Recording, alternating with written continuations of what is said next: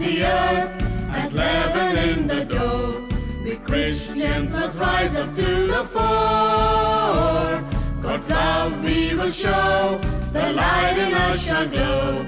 In IQ together we soar. Clergy and laity, women and men, in Christ divisions all shall merge. Bonded and free, you and me, all voices must be heard. As salt of the earth, as leaven in the dough, we Christians must rise up to the fore. God's love we will show, the light in us shall glow. In IQ together we soar.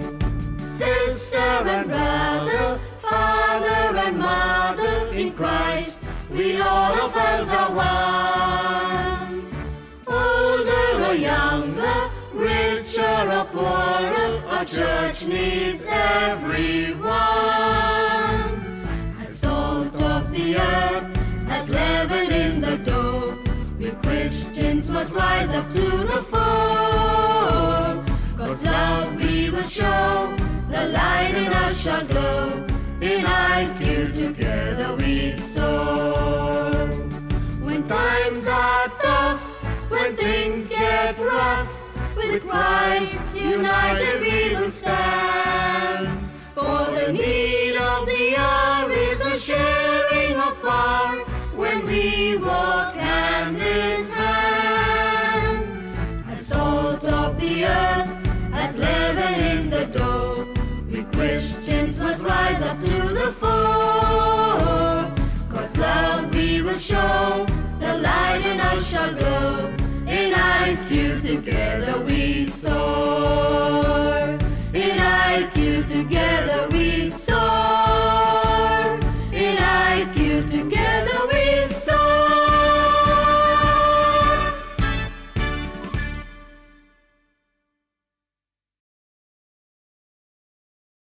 By amending FCRA with the Amendment Act 2020.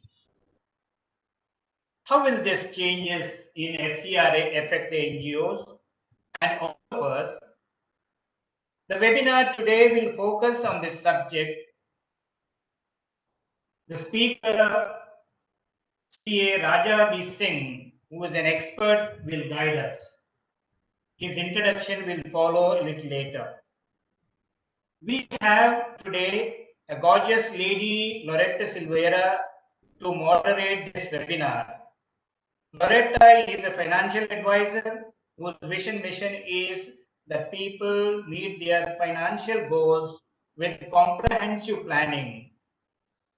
Loretta is also the chapter head of Dimensions Global Christian Chamber of Commerce and Commerce at the Vileparle as its chapter head. Now, introduction about the chief guest. We have in our midst His Lordship, Most Reverend Gerald John Matthias, Bishop of Lucknow. Born in South, he chose to work in the vineyard of the Lord in the North. His Lordship is the youngest bishop to be appointed within the Catholic Church. He was first appointed in 1999 as the Bishop of Shimla Chandigarh. Since 2007, he shepherds the Diocese of Lucknow as the Bishop of the Diocese. Your Lordship, we are very happy to have you in our midst as our chief guest to inaugurate this webinar. I thank Mr. Lancy Dicuna, President of All India Catholic Union, for requesting me and giving me the honor to inaugurate the webinar. Probably he could not find anyone, and finally the lot fell on Matthias. I thank both All India Catholic Union and Bombay Catholic Sabha for their wonderful initiative to organize such useful webinars. First on National Education Policy 2020, now FCRA Amendment 20. I hear that they are going to organize another in 10 days' time on role of women in the church and society. I thank them, congratulate them for this wonderful initiative. I do not claim to be an expert in FCRA, leave alone expertise. I am in fact a layman in accountancy and FC rules. Nonetheless, permit me to make a few remarks as I give this brief inaugural address. As all of you are well aware, as it is, FCRA has stringent norms, and the present amendments will add more woes and worries to the NGOs, among which are our dioceses and religious congregations in India. It will make the functioning of our dioceses, congregations, social work societies, etc., very difficult, if not well nigh impossible. Among the amendments passed are some of the following which need clarifications for us.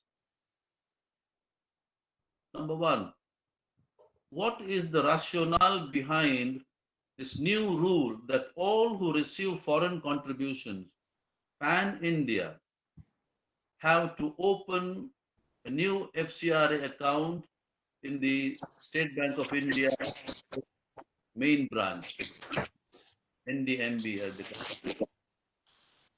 Are our existing FC accounts not enough? Fortunately, government has not asked us to close the existing accounts, but all FC money is to be routed through one SI branch, the NDMB. What is the rationale for this centralization? Is it a plan or a ploy to take over all FC money of all NGOs in one shot at the stroke of midnight or at 8 p.m. any one opportune day or night? That is my apprehension. I may be totally wrong, but that's the gut level feeling. Secondly, as per the new amendment, any person receiving FC money will not be permitted to transfer the money to any other person, even to FC account, another FC account. This will create huge problems for NGOs working with partners who transfer money to partners to carry out the projects. For example, the nunciature transfers subsidies to dioceses. Caritas India transfers funds to dioceses, social work societies, religious congregations to carry out relief work and social development works in particular places. How will Caritas India function without partners? Will it be simply reduced to one of the small NGOs in a local place in Delhi? Thirdly, the administrative costs are reduced from 50% to 20%. Of course, there may have been some misuse by some NGOs here using more than necessary money on administration or on salaries, etc. But with this drastic cut, will NGOs get qualified staff to work for lower salaries? How will they pay huge electricity bills, rent, travel costs, etc., etc.? Furthermore, Aadhaar card is made mandatory for all functionaries, trustees. The Supreme Court had said that it is not mandatory. So finally, I have another question. Can this act or these amendments be challenged in the Supreme Court? or we have to simply follow them because they are passed in the parliament. I'm sure CA Raja B Singh will clarify these and many other relevant points for us and tell us what is the way forward, especially for us, the dioceses, religious congregations, social work societies, etc. Once again, I thank the organizers, Mr. Lancy Dicuna, Advocate Rafael D'Souza, the moderator Loretta Silveira, and all others who are helping them in organizing this webinar. I wish the webinar all success, God's abundant blessings on all of us, all the participants. And I pray not only for the success of this webinar, I pray the success of all our endeavors in the future. Thank you. God bless you. Thank you, Your Lordship, for your kind words and very vital sharing. We would now like to call upon Mr. Alvin Furtado, Treasurer, Bombay Catholic Sabha, to introduce our key speaker, CA Raja B Singh. Yeah, thank you, Loretta. CA Raja B Singh is a senior partner of the firm RK Khanna and Associates, Chartered Accountants, having the head office at Mumbai and branch at Bangalore. He is here from the past 40 years, I think right from 1978. The firm is into rendering services in the field of auditing, direct and indirect taxation, corporate affairs, foreign collaboration matters, foreign collaboration, exchange issues, management aspects, and other finance-related matters, taking special efforts in encouraging, guiding their clients in running their business affairs in compliance with all other requirements. The firm has earned a name for integrity in profession and excellence in service. CA Raja B Singh has been a visiting faculty at Jamnalal Bajaj Institute of Management, Mumbai, Tata Institute of Social Sciences, Wilson Academy of Management Education and Research, Bharatiya Vidya Bhavan, and Institute of Hotel Management and Catering Technology and Applied Nutrition. He was also a professor in a city college at Mumbai, teaching finance, management, and taxation for 32 years. CA Raja B Singh has been giving lectures regularly on foreign contribution regulation and income tax as applicable to churches and charitable institutions. His motto is to be a witness to our Lord by having a purpose, maintaining absolute integrity in all that he does, and ensuring excellence while carrying on his profession and duties. Over to Sir Raja B Singh, CA. Good evening, friends. It's a privilege for me to be with you all. And you know what? Today, this evening, what we are going to talk is about the amendments that have been made in the Foreign Contribution Regulation Act. And of course, together with this, we will also look at the Gazette that has been published and the public notice. And of course, I will not be dealing with the other aspects of Foreign Contribution Regulation Act. So we will limit it to that. Well, with these amendments, one can have a look at it and say, well, is this Foreign Contribution Regulation Act, as has now come about, is it really a natural justice? Some of these provisions, there could be a question on that. On some of the question, there could be also an issue whether they are in fact legal or not. However, I am not going to deal with that aspects of it this evening. But you know what I am going to do today is that as the amendments have come out, as representing the organization, what is it that I need to do? While lawyers would take care of the legal provisions as the citizens of India, obeying the law, how best can I handle these amendments is what I am going to deal with you. So with the amendments, I would also suggest to you what perhaps could be the action that we could take. I would certainly give some time for the questions. So as I go along, if you have any questions, feel free to put it in the chat box, and the moderator will collect the questions, select them, and I will certainly answer those questions by the time I finish my presentation today. Well, you may limit the questions to the subject that we discuss this evening. Well, friends, the amendments that have come out, I would divide them into 9 categories. There are, in fact, 9 matters which have been dealt with. Out of the 9, there are 3 which would require your urgent attention.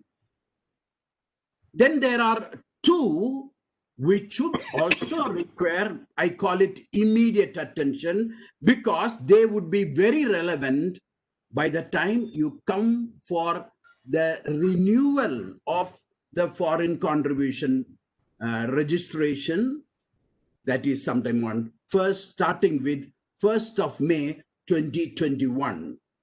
So that's it. And then you have 4 other matters which, of course, it will continue to keep us at the edge of our seat. So I would go in that order, and I would start with that first one. I would talk about those issues requiring our urgent attention. His Lordship Bishop Gerald has made my job easy by mentioning some of those things, and let me try and explain it further to you. The first one which is dealt with is on this. Not necessarily you need to read the whole thing, but I would explain it. But I have tried to use the words as far as possible, which is there in the law, together with what has come out subsequently.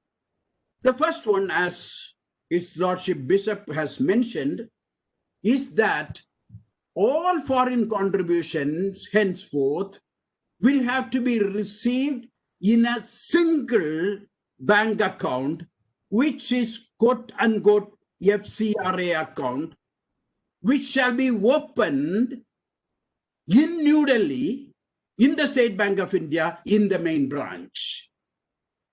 You may note that in stating this, they have said that this is an account which will be open for the purpose of remittance.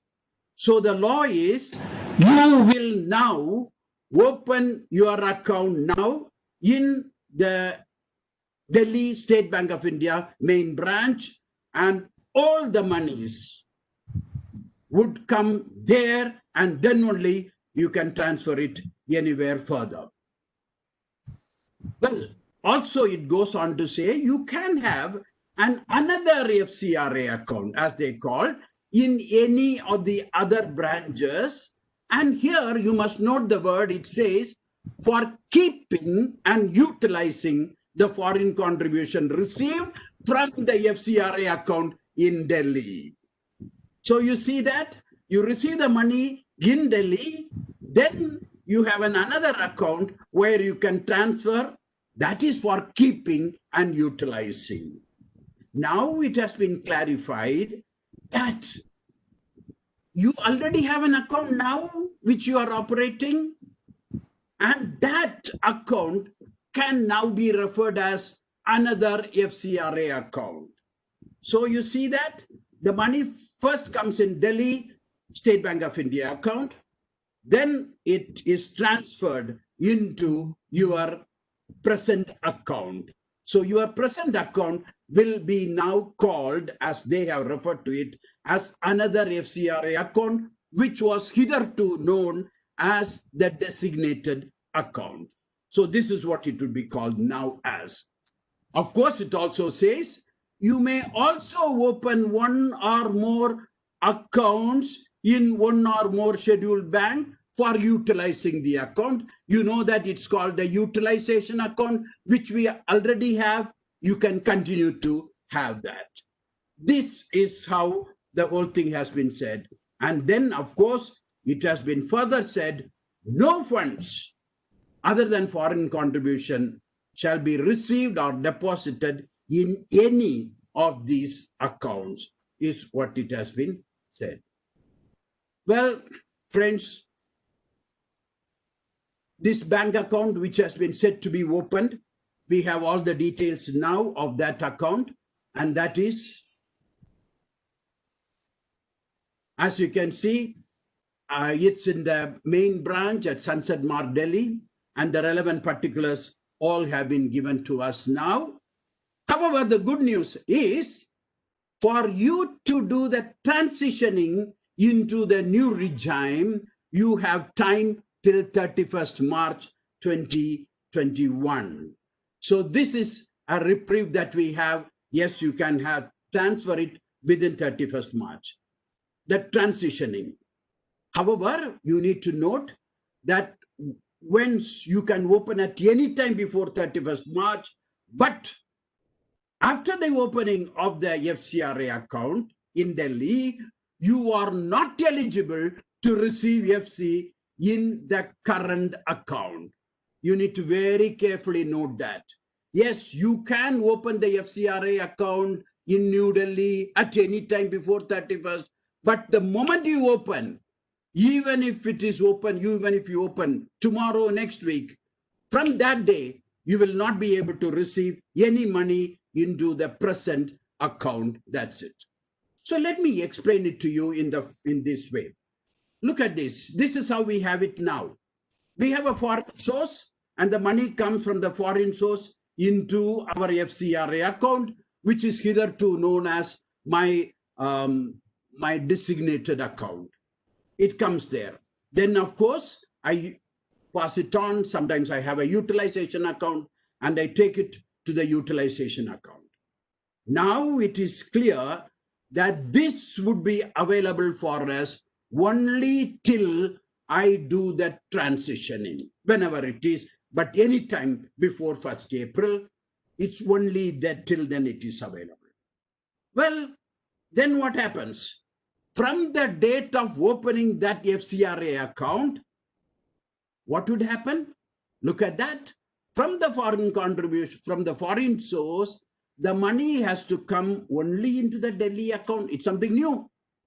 And then, of course, you can transfer it into your present account for keeping and utilizing. That's it. So you see that an additional tier has been introduced. So you all this time, you get the money directly into your account, the designated account. Now, it goes to the Delhi account, and then from there, it comes in here. And of course, it also says, yes, you can then do whatever you want as you have been hitherto doing. You can put it in the utilization account, and other things can go on.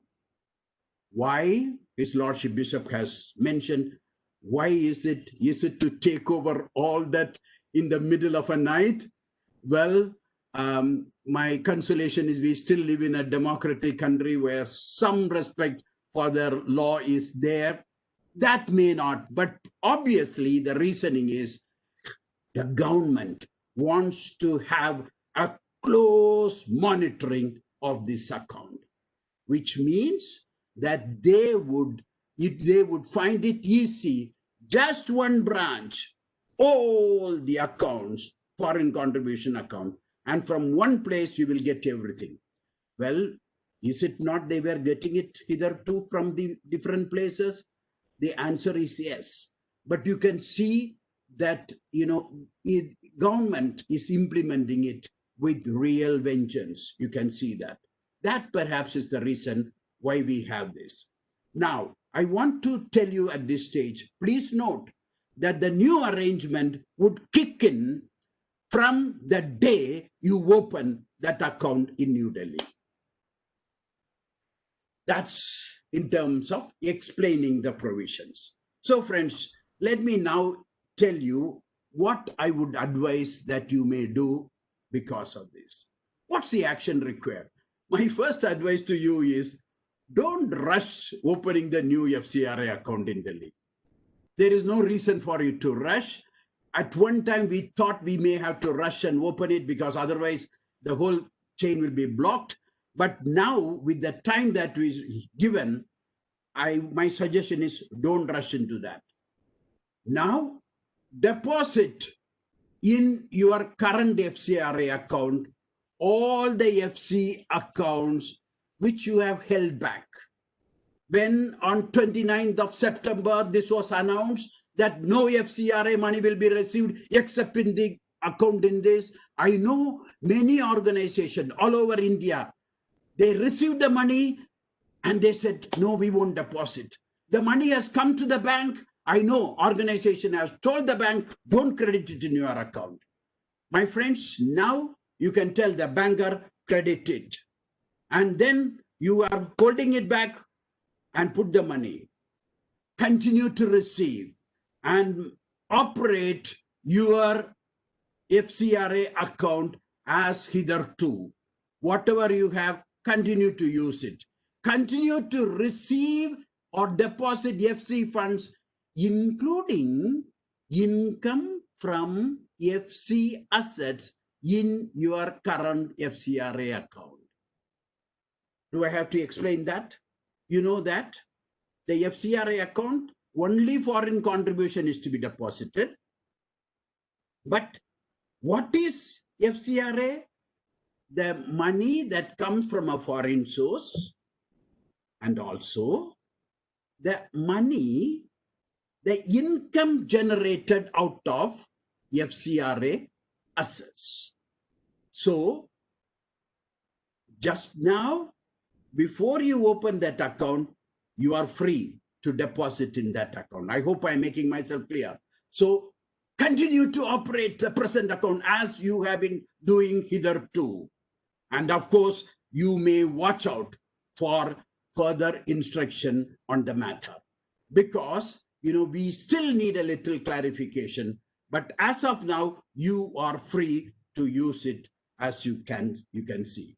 Now, I would suggest to you this. You know what you should do is, this is a good window that God has given us. Use this window.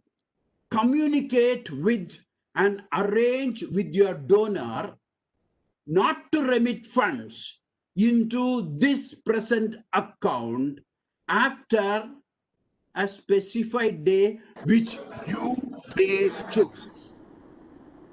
What do I mean by that? When do you want to transition? You can decide. Of course, it has to be before 31st March. Obviously, you would choose a date as close to 31st March as possible. So choose a day and tell the donor, any money that you have to send it to me now. But if you are going to send it after this particular specified date, you would send it to the new account. So there is no confusion. No money comes from nothing should be credited into your present account once you open that account. If a foreign donor, not knowing the law, remits the money into your present account even after you have opened that new FCRA account in Delhi, that would be a violation. So please inform your donors during this period. You have a window now available to you for 5 months. Use the window to communicate with the donor. Tell them, by so-and-so date, we are planning to shift to the new arrangement. From that day, you will send money only there and not to this account. And then, of course, you will have to inform this bank account, which you are having here, wherever it is, that no foreign contribution would be received there directly. So then what do? Having done that, obviously, sometime in March 2021, open a FCRA account at State Bank of India, Delhi, by approaching any branch anywhere you can do that. So you do not have to travel to Delhi for opening the account. It has been clarified. You can go to your nearest State Bank branch, or for that matter, any other branch of State Bank of India, which is convenient to you, and you can open. What's the procedure for opening? A standard operating procedure, SOP, is under preparation, which is expected at any time. So you can wait for that. Once you have that SOP in your hands, you can go to any of those branches and do that. And I would suggest, don't do that. Don't hurry up. Wait for it sometime in March. You can do that. And of course, don't go and do it on the 31st, because give a little time for the procedure to be followed. So maybe closer to 31st, you can open, so things are in place by the time. What you could then do is, my friends, you are allowed to link the FCRA account, the Delhi, with your present account. I would call the Delhi account as FCRA account, and I would call your present account as another FCRA account. Instruct the bank and give an instruction. And you know what? Once you link, you can tell them that any money that comes there, transfer it to this account. You can even give a standing instruction. And government has assured us that there'll be no transfer charges or fees for the transfer from SBI in Delhi to any bank account. Even this another FCRA account is not with State Bank of India, there'll be no transfer charges. So you can give the instruction, so things are, of course, regularized. So, and lastly, I would suggest to you, await for further clarification in the matter of depositing the income from FC assets after the opening of the new account. You know what I told you? Till you open the new account, income from FC accounts can be deposited in your present account. What should I do with that? As the law stands today, you cannot deposit in the Delhi account. As the law stands today, you cannot deposit even in your current account. What should I do? How should I deal with this? There is no answer, and we are expecting an answer at any time. So watch out for the news. That's it. So this is the first serious amendment that has come about. That would take me to the second point, and that is, again, His Lordship Bishop has mentioned this. You shall not transfer the foreign contribution to any other person. What you have received, you need to use it yourself. You might be aware, I'm sure you are aware of the fact that in the past, when I receive foreign contribution, I am free to transfer to any other person subject to this one condition, that yes, they should also have an FCRA account. I can put it the other way also. If I have an FCRA account, and if there is money received with somebody else, then I can get that money here and use it for my purposes. That was allowed earlier. For that matter, you can transfer even to a person who does not have an FCRA registration, of course, with the prior permission or prior permission allowed by the Ministry of Home Affairs. You can do that. But now it's totally prohibited. You cannot do that. So one who receives must use it himself. That's the law now. Well, what does that mean, and what am I supposed to do in that connection? Well, stop receiving money from FC, from mother NGOs, or stop feeding the supported NGOs. I do understand the problems. It's going to affect substantially a lot of work which we have been doing hitherto. This is where we need to do a remodeling that is required. You know, I always look at any problem that comes in this way. You know, when you get a problem, there is also always a solution for God's children. We pray and then we act as God would give us the wisdom and rearrange. Not necessarily I should do my business, my mission the way I did all along. Now, new normal. There is some other way that God wants me to do it. So what I would suggest is, you know, if you are a mother NGO feeding others, you should consider selectively absorb the work of the supported NGOs and perhaps and their staff, of course, with the proper understanding with the donor. So the mother NGO can absorb the work, including the staff, with the understanding with the donor. One condition I would like to warn you right away, you know, under the Income Tax Act, in fact, for that matter, even under the FCRA, you are to use it for the purpose for which you have received, whereas under the Income Tax Act, any activity that you do should be within your objectives. So be careful about that. Subject to these things, as a mother NGO, can you absorb that work is what you should consider. If you are a supported NGO, could you consider receiving support directly from the donor? Again, subject to your understanding with the mother NGO. Since the mother NGO is not able to feed, you can speak to the mother NGO and then you may get it directly from the donor, from the donor directly. And I would tell you, you know, this lot of questions have come to us on this. Do not transfer FC funds to any setup with the different FCRA number, even if both hold the same PAN. You know what?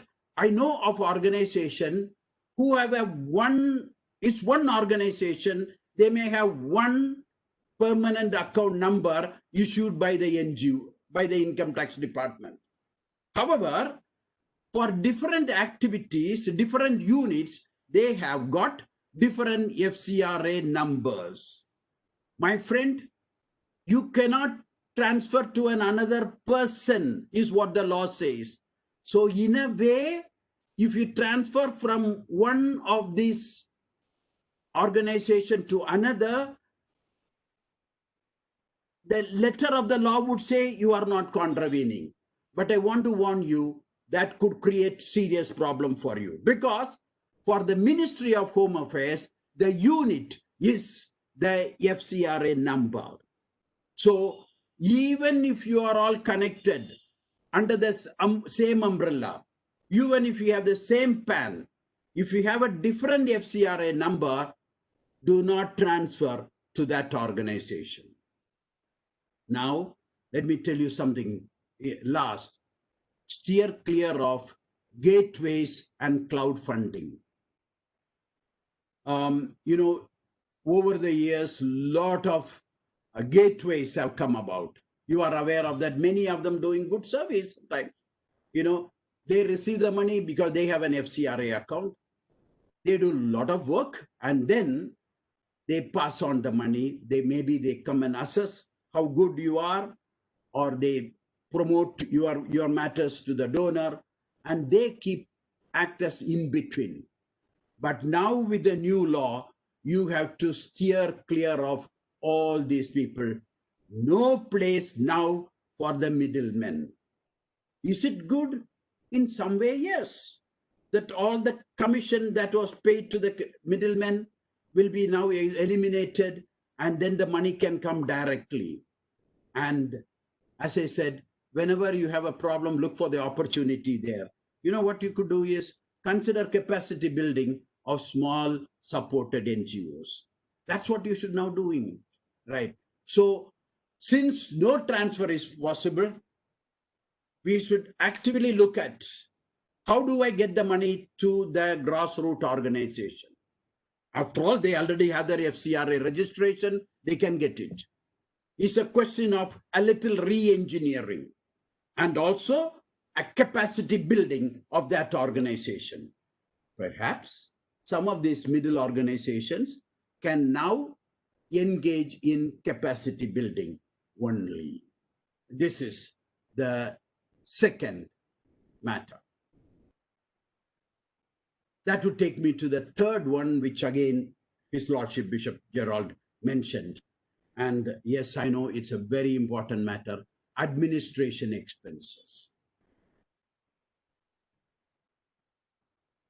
It says administration expenses, you shall not defray as far as possible, such sum not exceeding 50% of the foreign contribution received in the financial year to meet the administration expenses. Well, it has affected everybody. And what is the change that has been made? The only change that has been made is this 50 has become now 20. That's the only change that has been made. Now, obviously, this has created a lot of heat and everybody is worried. In all the heat, they have even missed noticing a drafting mistake here. You know what it says? I don't know whether you can read simple English, double negative. You shall not defray as far as possible, some not exceeding 50%, 20%. Actually, it should read, you shall not defray as far as possible anything exceeding 20%.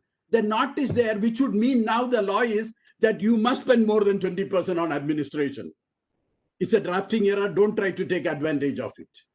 You know, I suppose many of the people who have been, looking at it have not even looked at it, but there is a very clear mistake. But it also says, shall not defray as far as possible. Is there a way that you can say, yes, it has not been possible for me, so I am still within the law? Knowing how the Ministry of Home Affairs matters go, I would advise you, do not venture into these sort of things. This adventurism may not help. So let us take the law is that administration expenses should not be more than 20%. Well, friends, I personally believe no organization administration expense should be more than 20%. But the catch is here. Administration expense, as we normally understand, accountants know that what is administration expenses. That classification is different. But the problem is the Ministry of Home Affairs wants to give their own explanation, one definition for administration expenses, which is contrary to the accounting principles. So if you follow their explanation, you would exceed that limit. That is where the problem is. Let me explain to you. You know what? What is administration expenses has been defined in the rules. Rule 5 defines the administration expenses. That is where the problem lies. So what I am going to do with you is now to rather, go in to explain what is their interpretation. Look at it. The first thing that they say is, what will be considered as administration expenses? The salaries, wages, travel expenses, and other remuneration realized by the members of the Executive Committee and Governing Council. So the governing body members' expenses, I can understand that. Point number 2, I'm not going to deal with it now. Let me take it at the end because that's most important here. Let's go to the third point which they have mentioned. Water charges, telephone charges, postal charges, repair to premises. Well, I can understand these on the face of it looks like administration expenses. But if the water charges, telephone charges, and postal charges are relating to the project, how can it be administration expenses? That's where the problem is. The law as it is says that all these expenses from wherever the organization or association is functioning. So all things, even relating to my project office, is considered as administration. That's where the problem is. The second part is travel charges by the members of the executive committee and the governing body. I can understand that. Cost of accounting and administration, yes, I can understand. Expenses towards running and maintaining the vehicles. Well, running and maintaining the vehicles, if it is in my head office, used for the administration, yes, I can understand. What about the vehicles that are run for in carrying out my project in itself? How can that be an administration expenses? But the way it is worded is administration expenses towards running and maintenance of the vehicles, all included there, included. Then it goes on to say, of course, cost of writing and filing reports, understand. Legal and professional charges, again, I understand. Now look at the rent of premises, repairs to premises and expenses and utilities. If I pay rent for carrying out the project, how can it be administration? But now it is considered as administration. Now I am coming to the most important matter. This is where it hits us badly. What does it talk about? It says that all expenses towards hiring of personnel for management activities and salaries and wages of any kind and remuneration paid, including the cost of travel to such personnel. All expenses towards hiring, some people have said it's a recruitment expenses. That's not correct. You know, the way it is worded is all expenses towards getting the person, having a person. That's what it says. It's not just a recruitment expenses. The personnel for the management. Again, some people say, interpreted it to say, that means it's the expenses of the management only will be administration expenses. My friend, that's not correct. I will tell you two reasons for it. First is, look at the overall simple English. It talks about management of activities. The tenor of the sentence is running the activities. It's not the management and someone else down the line. It's not that. I have a still stronger reasoning for it. There is a proviso given. In the proviso, this is what it says. If you are engaged in training or in research, then the salary paid for the research workers or those who are involved in training can be excluded. Also, salaries to doctors in a hospital, salaries to teachers of a school can be excluded. Now, you know, the legal interpretation is, once there is an exception given, you should understand the main clause talks about everything. If you are understanding it that those who are involved in the work will not be considered, then there is no reason, there is no requirement for this proviso. The fact that they have culled out something as an exception shows that everything else will be considered as administration. I repeat, the fact that two exceptions have been culled out will show legally that all other salaries and payments will be considered as administration expenses. That's going to hit us the hardest. So you see that salaries to doctors in a hospital, teachers of a school, of course there is a word etc. Now, to what extent can I interpret it? Can I say to the preacher in a church? Can I say that the program head in a program institute? Well, you know, that's again everybody's guess. That's where it is. So as the law stands today, you know, very unfair, but a good lot of your expenses would in fact go to be disallowed. In other words, it will be considered as administration. I will not be surprised if it exceeds 20%. What then? What are we supposed to do? Well, my friends, my suggestion would be this for you.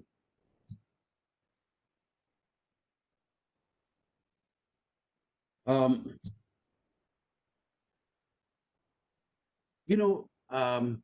I told you that there is a scope for interpretation in many ways.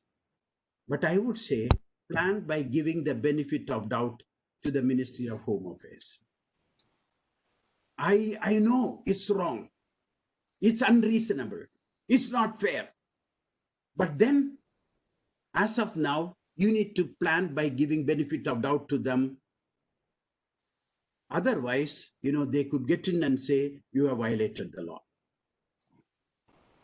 What I would further suggest is review your FC utilization and limit it to 20% as per the current interpretation effective from 29 September. Of course, this interpretation will apply all through the year, but 20% will kick in from 29 September. So you need to rearrange this, your administration expenses. You will be allowed 50% for the first half year, and for the remaining period, you can limit it. But again, I would say, do it by giving the benefit of doubt to the Ministry of Home Affairs and accepting that you do that. What perhaps you could further consider is, you may select some of the administration expenses which could be met with local funds. What do I mean by that? What you can do is that, as you know, the law is this 20% is of the foreign contribution received. Mind you, is not the total foreign contribution utilized during the year. Again, a little illogical. Whatever foreign contribution you have received, 20% limit for administration expenses, which means I am only talking about the foreign contribution expenses.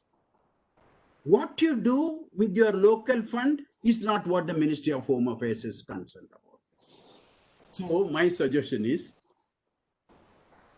can you pick up some of those expenses like this and then arrange that it is paid from the local funds?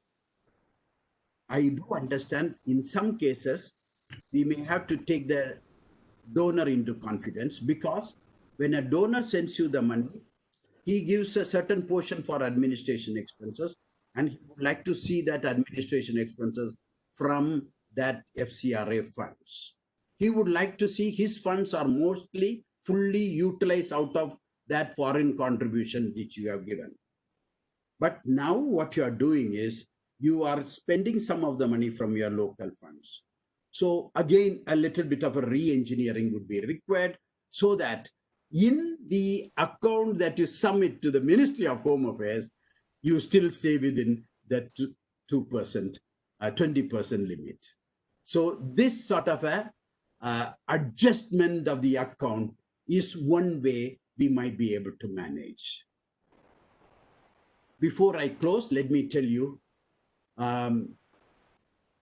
this rule 5, which I was talking about, is most irrational.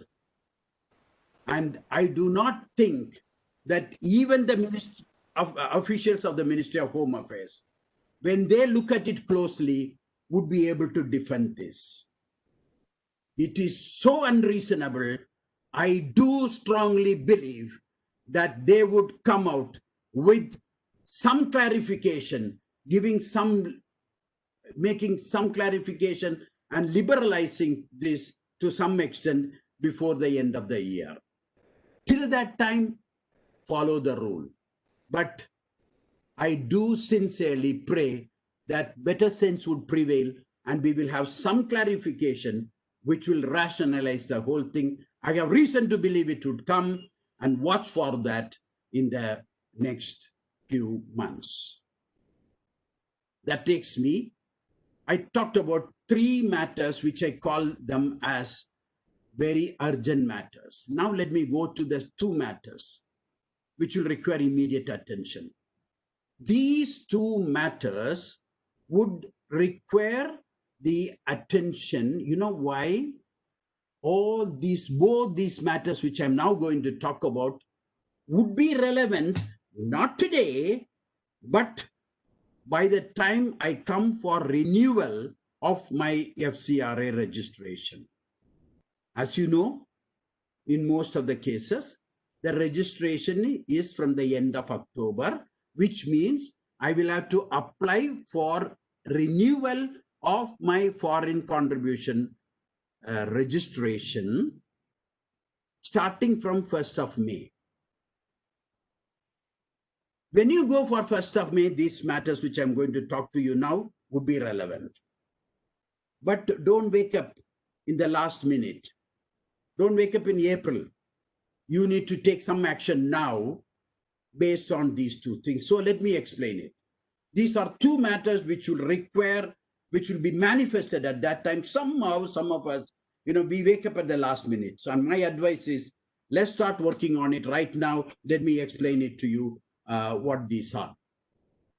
First amendment is like this. It says, the central government may, before renewing the certificate, make such inquiry as it deems fit to satisfy itself that such person has fulfilled all the conditions in section 12(4). Well, what does that mean? Let me explain the background of it. What was the law till now, till the amendment came? Till the amendment came, the law was that when you come to the renewal, you would see how things are. If there has been no violation in the past, the person will normally be given the registration normally within 90 days. That's it. So for all those who have complied, it should have been a cakewalk. But now, of course, for those who applied for the first time for a registration or for prior permission, they had earlier also said, you must satisfy the conditions specified in section 12(4). That was the condition which were required for someone who wants to apply for the registration for the first time or prior permission for the first time, not for one who was to renew it. But today it says, even when you renew, I will require this, that you satisfy the condition. That's it. I know some of you would like to ask me this question, sir, what are those conditions specified in section 12(4)? That's a big question. So let me answer that question. The section 12(4) conditions is a long list of conditions. I would not have time to go through all those conditions. Of course, we dealt with that when the amendments came some time back. Maybe we will have to consider it separately. But I would point out to you maybe about 4 of those conditions to give you a feel of what the government is looking for. What are the conditions to be satisfied even when you go for renewal now? Earlier, this was not there. Earlier, these were the conditions. You know that whenever people applied, there used to be an inquiry. Now, inquiry is different from audit. Audit is based on the books of account. Inquiry is, government will go to my neighbor. Government will go anywhere. They will go to the website. They can do anything and get that details. That's what it is. Now, for renewal, they are going to do that. That's a warning. You should satisfy all the conditions under section 12(4). It would be worthwhile for you to go back and read what is 12(4). Let me give you a feel of what is 12(4) conditions. The first one is that, what it says, that the organization has not contravened any of the provisions of FCRA. Well, you can understand that. You will look into it to say there is no contravention of any of the provisions. It's okay. But you know what?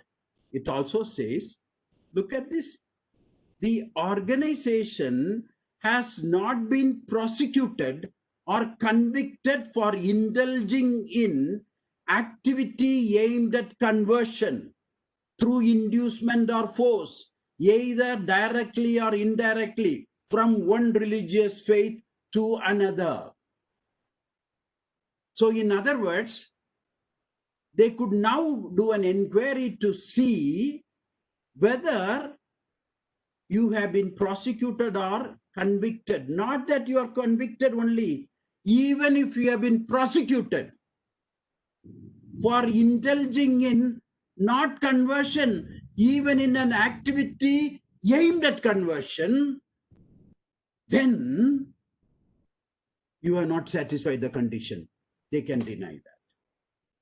The only saving grace is that you have been either prosecuted or convicted. But you know how the government works?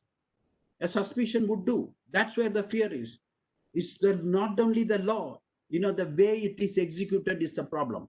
But this will give you a feel of what is being looked into.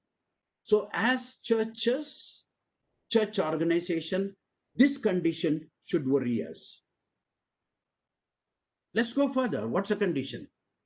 Further, any of the organization's director, now the last two was in regard to the organization. Now, any of the director or office bearer of the organization has neither been convicted under any law nor any prosecution for any offense is pending against him. Now, you see that as far as the organization is concerned, conversion is the matter. Here, that any of the office bearers have not been convicted under any law.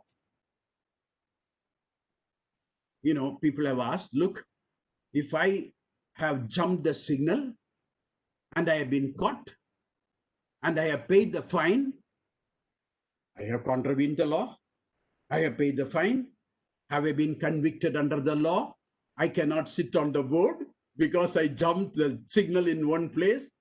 Well, we have taken some legal opinion. I am told that here the way it is used is this would be in criminal offenses and not civil offenses. So other saving factor is that you have not been convicted nor any prosecution for an offense is pending against you. Only that. So even if they are not convicted, even if it is pending, you know that for the politicians it's a different law. For politicians, the offense is pending prosecution.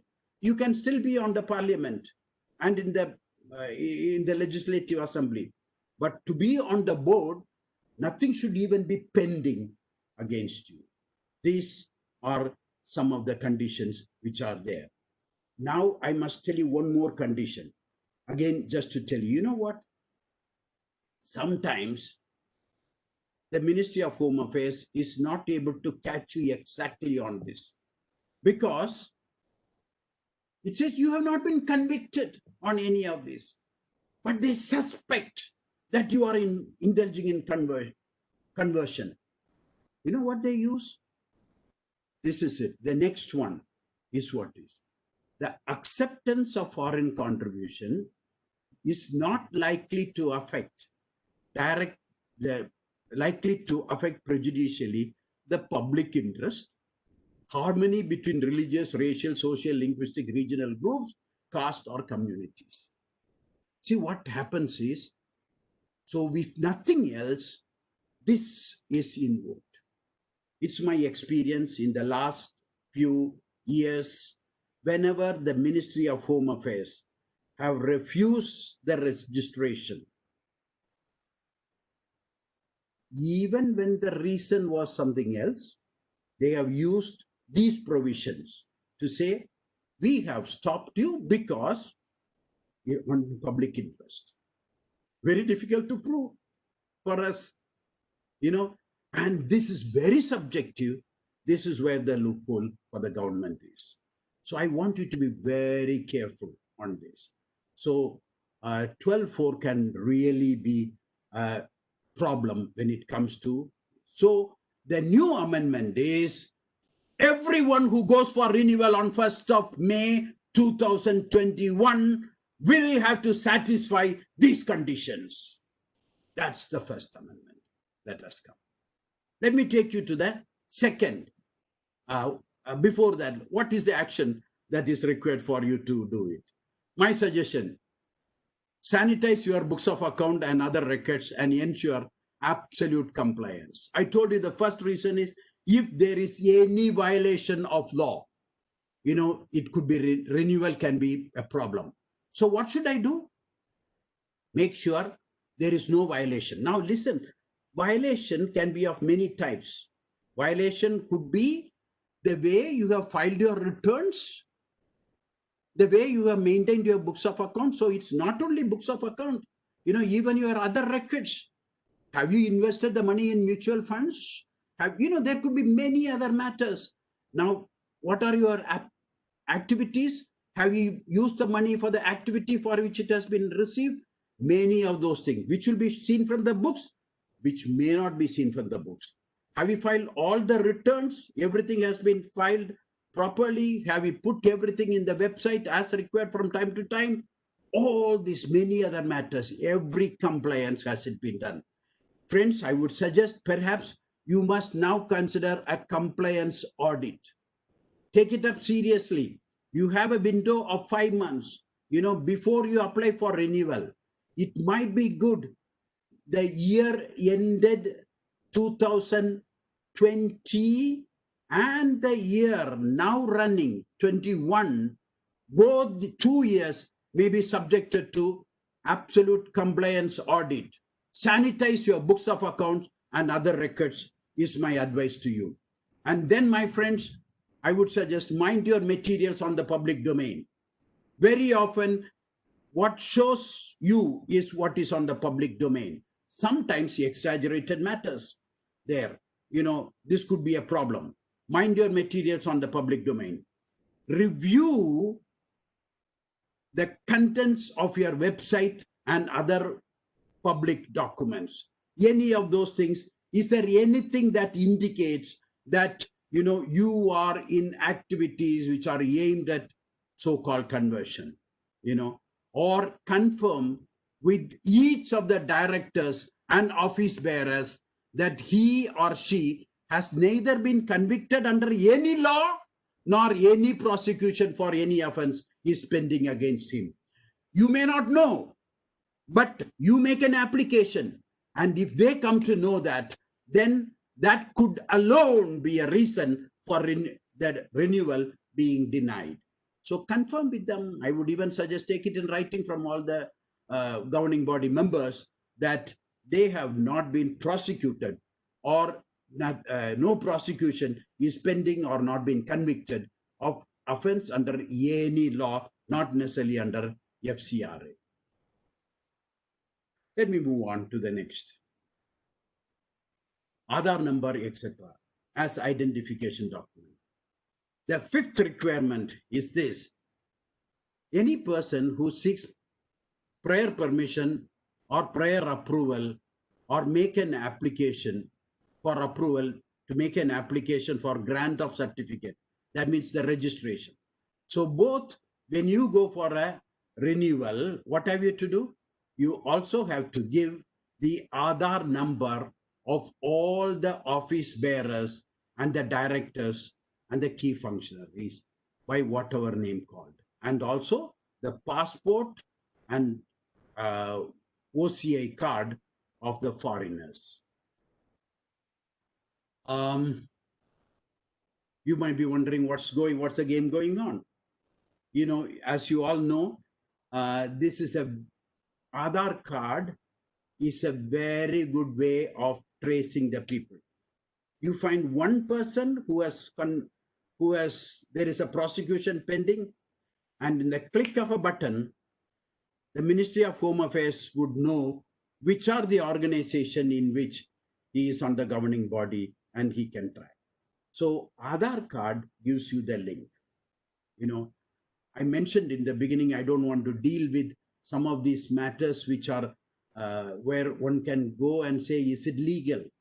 You know that time and again the courts have held Aadhaar card cannot be compulsory. But you can see the government how, in spite of the fact that the courts have said that Aadhaar card should not be compelled into people, it's being introduced here.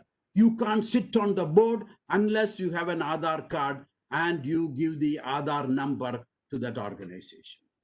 So you need to put that Aadhaar number there. This is the requirement. So you see that both these requirements, which I told you together, would put us really in an issue for us.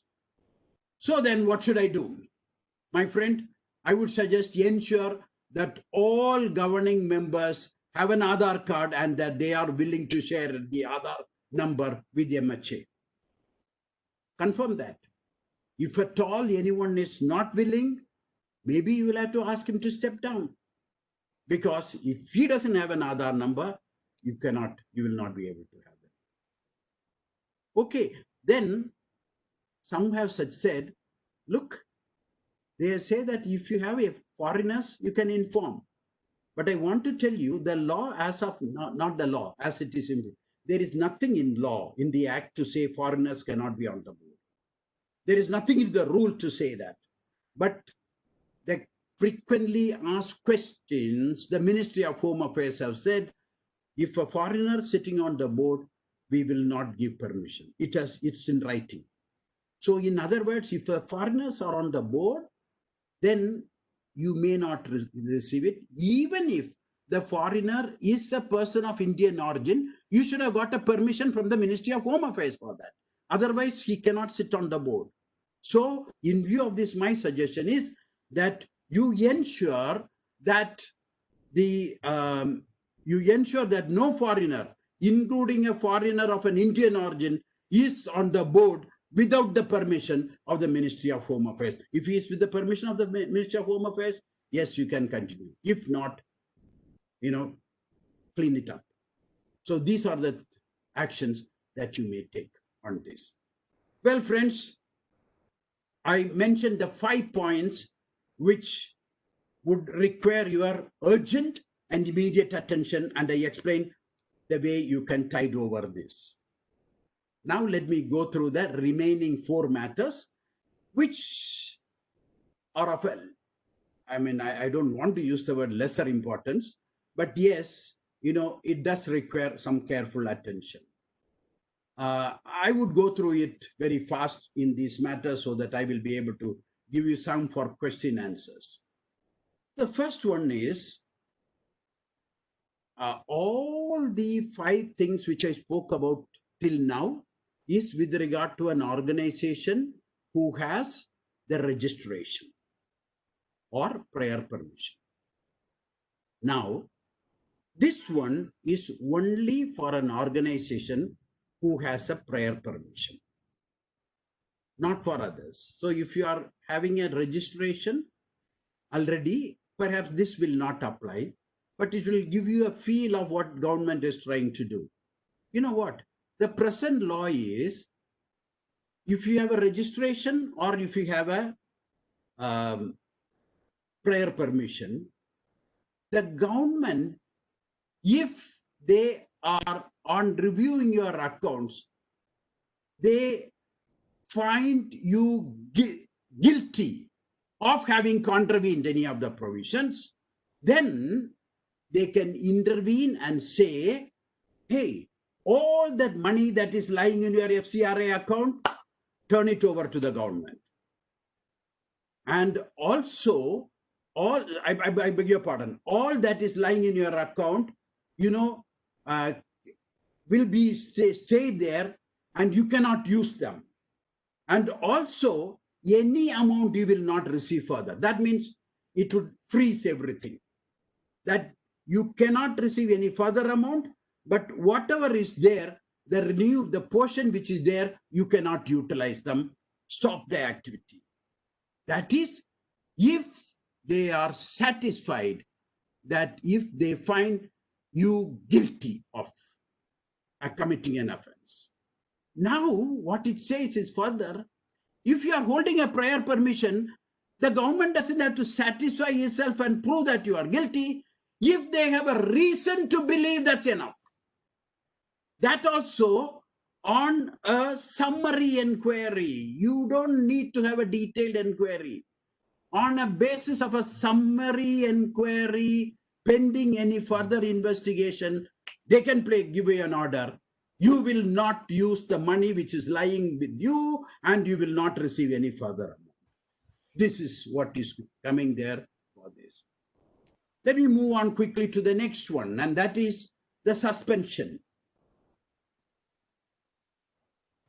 When you have a registration, if the government has a suspicion that there is some violation, there is a provision which says, yes, you can cancel, but you can't cancel it unless it is proved. So what do? They have a right to suspend. So suspension is to move towards, on inquiry, you have to move towards cancellation. During the suspension period, the government would inquire and see, and if everything is all right, you can go ahead. But during the period of suspension, you cannot use the funds. And that period is 180 days. So the moment your funds are suspended, you cannot have any activity. Of course, there is a provision which says you can go to the Ministry of Home Affairs and ask for permission to use 25% of the funds for the use. But my experience is whenever anybody applies, the permission doesn't come through. So they have a window of 180 days to find out whether you have really violated. At the end of it, sometimes they say, all right, carry on. Otherwise, they say it's cancelled. Now the window is made into 180 plus 180, 360 days. That means if they have a suspension, even pending the cancellation, that suspension, pending the cancellation, there can be a suspension of 360 days, during which period you will not be eligible to use the funds. And if that is followed by cancellation, next 3 years at least, you cannot use the funds. That's what it is. Very draconian provision that is. The last but one is, it says you can surrender your certificate. But it's very funny the way it is crafted and made. You know what it says? Gentlemen, you are fed up of all these things. You find the Ministry of Home Affairs very bad. All right, surrender your registration certificate. So you would say that, I surrender and get away. But you know what? That's not it. It says you can surrender, but when you surrender, we would inquire. You cannot simply surrender, and we would make an inquiry into it. And we will satisfy that you have not contravened any provisions. And of course, if you find anything, we will take action on you. So even when you surrender, there is going to be an inquiry that you have not contravened. And still worse is this, that all the money that is lying with you at that moment will go to the government for them to run the project. And also, all the assets that you have acquired with the foreign contributions will all be turned over to the government. How unfair. A person comes to surrender it, and then you say, take away the whole thing. This is almost equal to what happens when it is cancelled. When a person certificate is cancelled because of violation, you have a draconian provision, which is there even under surrender. And I wonder who on earth would go for surrender of the certificate.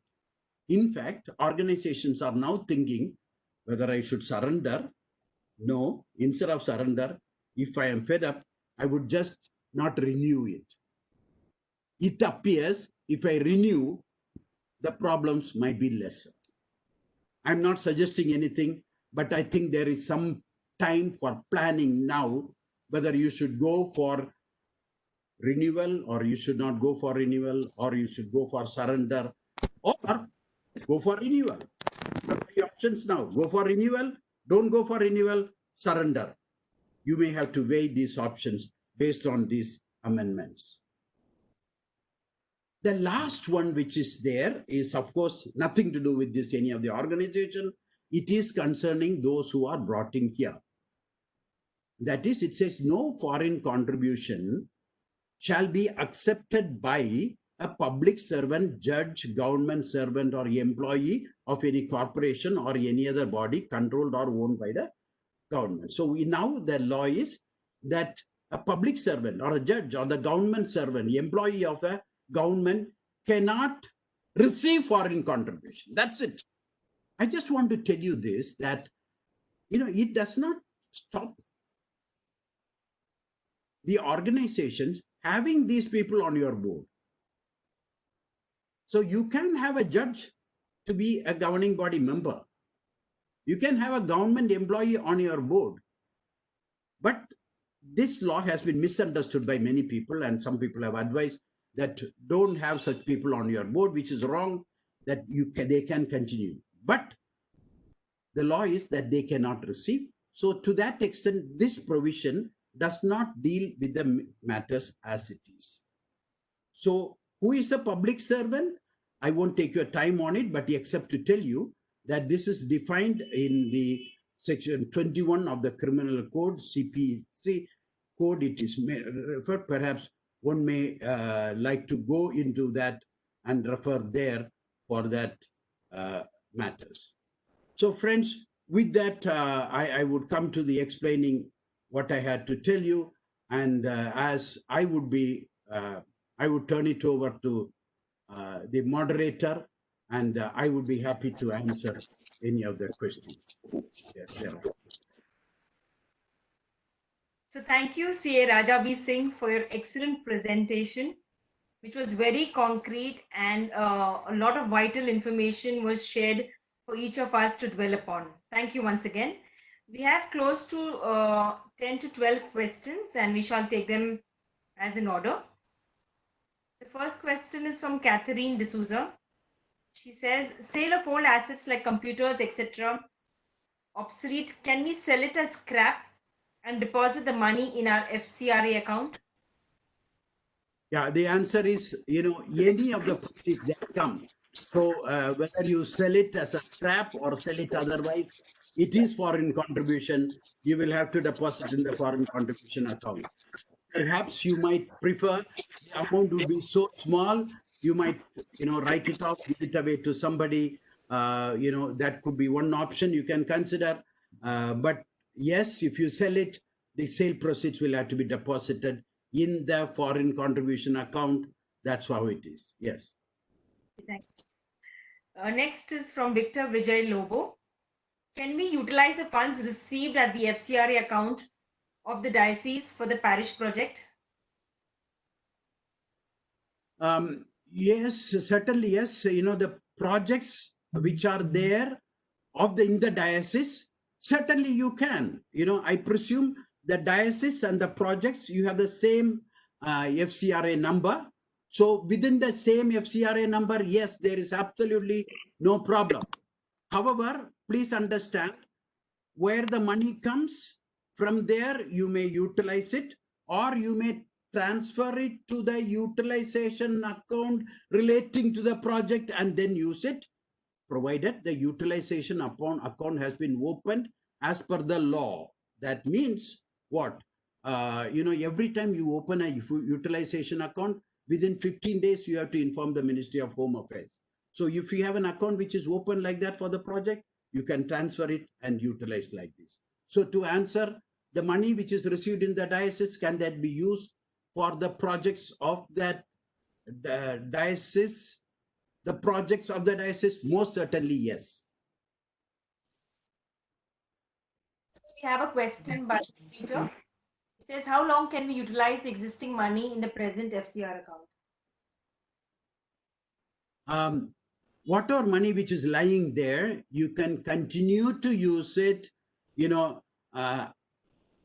if there is no cancellation, no prohibition, you can continue to use it. If you get your renewals and everything goes as it is, you can continue to use the money which is lying there till the Lord returns.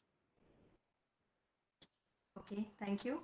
And next question by Mr. P.T. Varghese.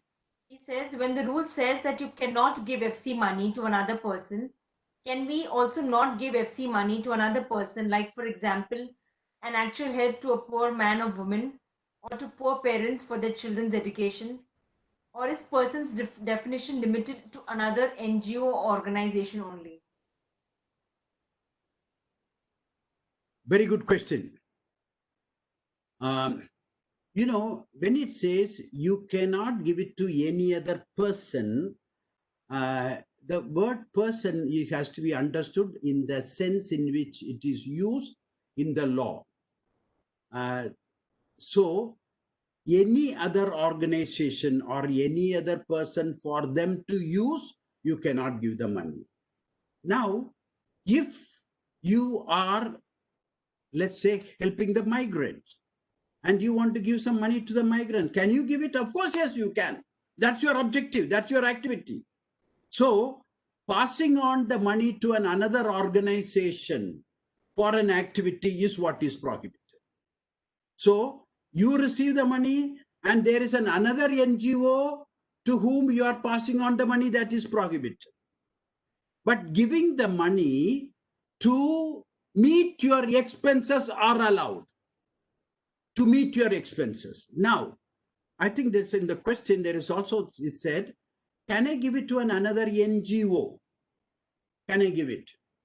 Now, giving to another NGO, no, that's not allowed. That's a different organization. So you will not be able to do, that is what is now prohibited. And now, can I use this money to hire for, I conduct a meeting.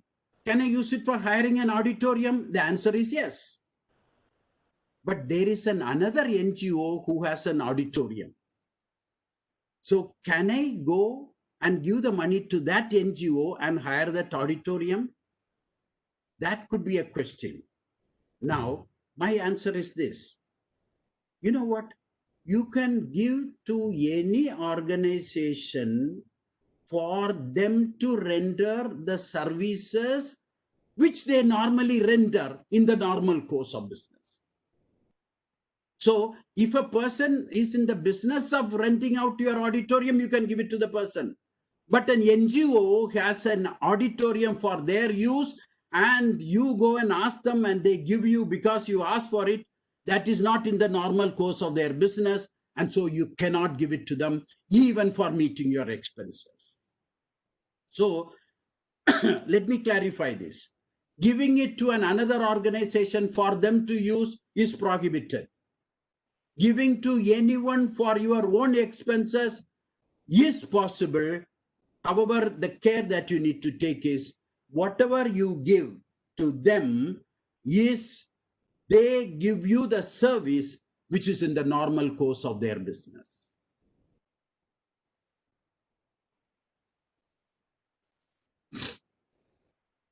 Loretta, you are muted.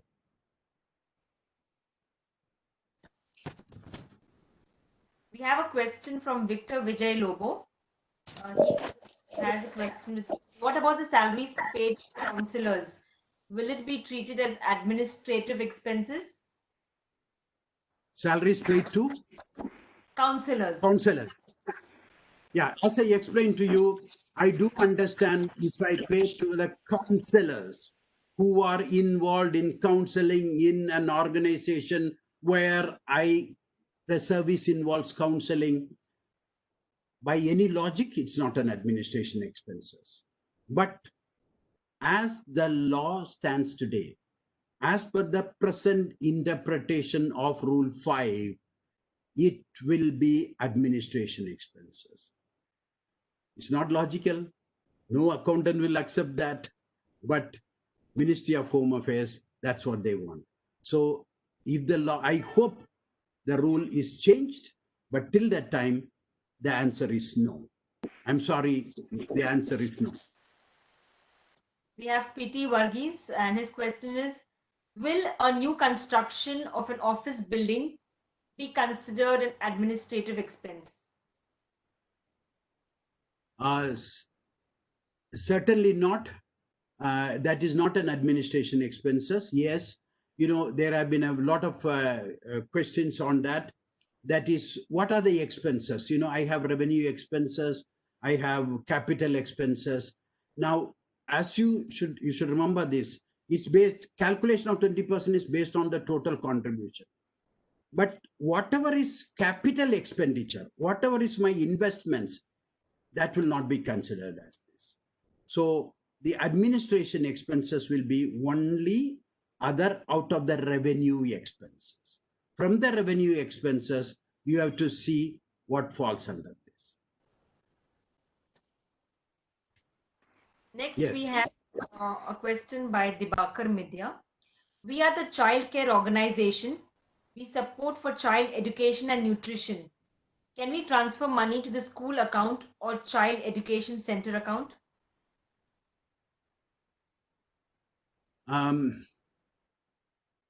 Whether you can transfer the money to that account, you can transfer the money to that account provided that organization is part of you and you have that account to which you transfer is a utilization account.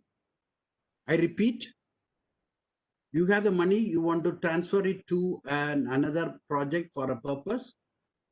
That project should be within your organization with the same FCRA number, and that account should have been declared to the Ministry of Home Affairs as your utilization account, in which case you can do that transfer. If not, answer is no.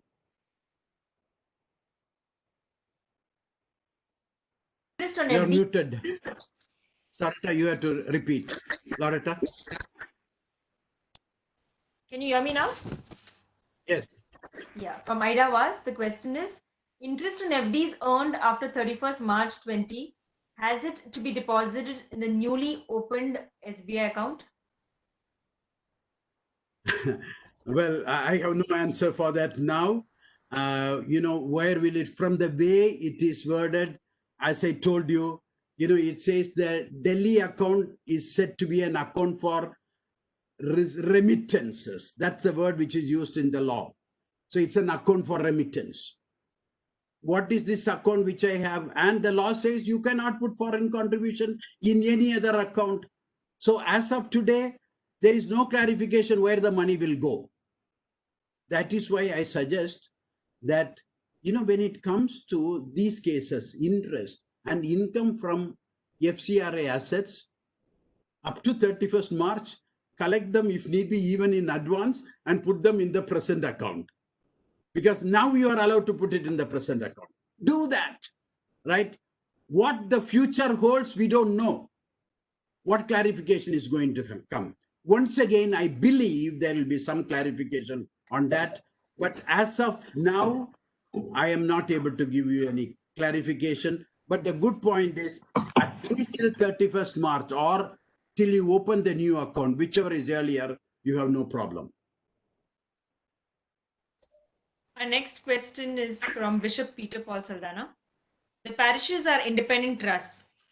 Can the parish use the diocesan FCRA to receive funds for the construction work? Can you repeat the question? Are independent trusts. You are not. Loretta, you are not. Can you hear me now? Yes, I can hear you now. The parishes are independent trusts. Can the parish use the diocesan FCRA to receive funds for the construction work?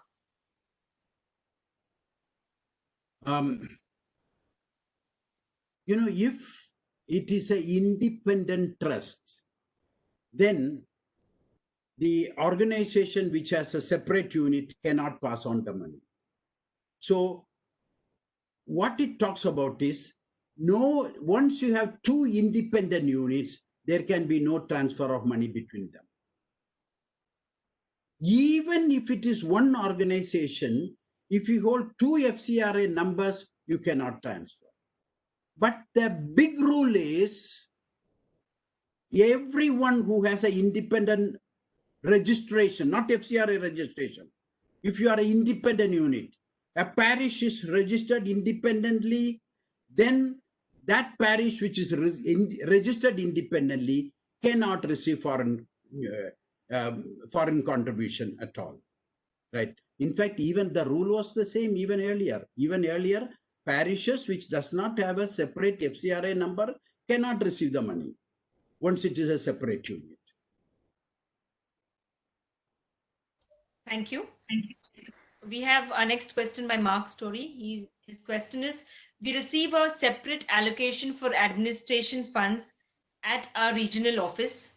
Can we receive this fund or will it be a violation? You know what? When you receive administration expenses, separate allocation of administration expense, I presume it is received within the organization. Now, within the organization, when you transfer the money as administration expenses, this is just a mutual understanding within the organization. That is not what is referred to as administration expense. So let me make it very clear. In many organizations, what happens is, head office receives the money, they keep certain amount as administration expense and passes on the money to the branches or wherever it is. That is not administration expenses. So what you call internally within your organization as anything has no meaning, leave it out. What you need to really see is, when you take the organization as a whole, the expenses which are incurred, how much of it is administration expenses? To answer directly, this money within the organization called administration is not an administration expense. It is an expense only when it goes out of your organization, not when it's transferred from one account to another.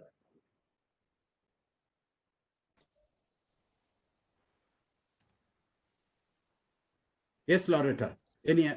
So we'll take one last question since we are running out of time. A school is constructed with both local and FCRA funds. What about the income from the school?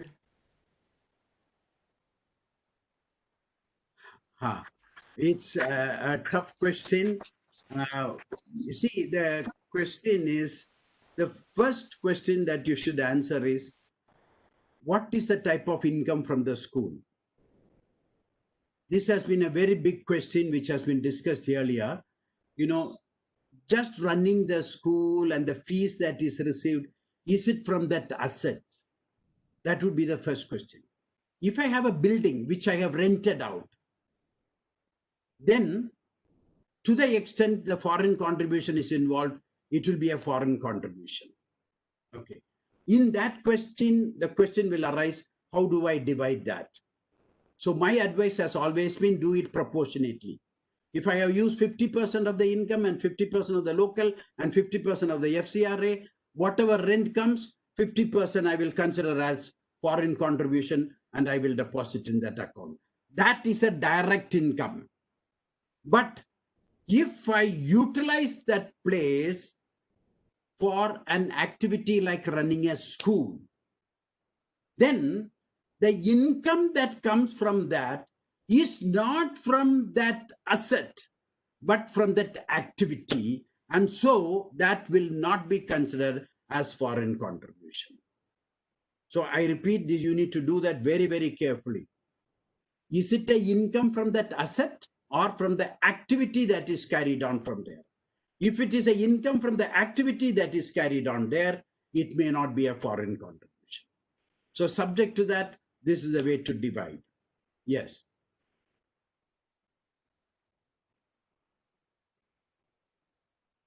I can't hear you, Loretta. Again, you are muted. Yes. Can you hear me right now? Yes. Yes.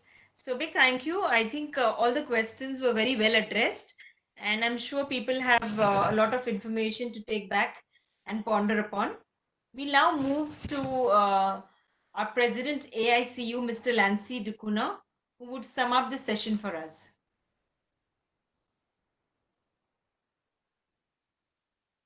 Thank you, Loretta, for this thing. All India Catholic Union, after the COVID-19 pandemic, organizing different webinars, a series of webinars, and this is one of them. Dr. Raja B Singh has presented very well in this, and we had several questions and answer. I think if you have time, little, you can extend the time for the question answers. What is not attended, or they can directly ask to Raja Singh. So thank you for the opportunity. Thank you. Yeah.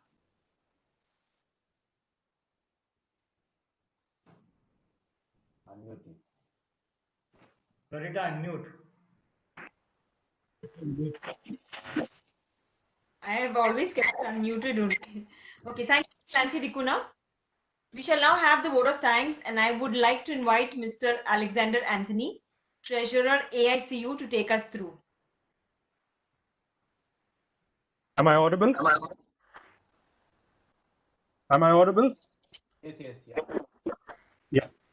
On behalf of All India Catholic Union, it is both a privilege and an honor to propose a vote of thanks for today's webinar on decoding the FCRA amendments. Right on the onset, we would like to thank our chief guest for today, His Lordship Bishop Gerard John Matthias, Bishop of Lucknow. Thank you, Your Lordship, for being with us, for participating, and for your brief note right in the beginning on decoding FCRA amendments. Thank you so much for being with us today. We thank our main speaker, CA Raja B Singh, who is an expert in FCRA, for his wonderful presentation on decoding FCRA amendments. He was absolutely crystal clear and very, very informative session given by him for nearly 45 minutes plus. Thank you so much for your motivating and inspiring session on this FCRA amendments. Thank you, sir. And we thank you also for the wonderful impromptu response that you have given as answers to the questions asked. They were all very clear and informative. Thank you very much for being with us today. We also thank our moderator, Loreto Silveira, who's professionally a financial planner. Thank you so much for running the entire session so smoothly without any hitch or problems. We also express our sincere gratitude to Bombay Catholic Sabha, very especially to Advocate Rafael D'Souza and his entire team, which is behind the scenes. We don't see them, but a lot of effort has been put for this webinar by his team. Thank you so much, Bombay Catholic Sabha, Advocate Rafael D'Souza, and your entire team. Last but not the least, we put on record our sincere thanks to all the participants. There were bishops, clergy, religious, lay leaders, professionals. Thank you so much for being with us today. Without your participation, there would not have been this kind of success for this webinar.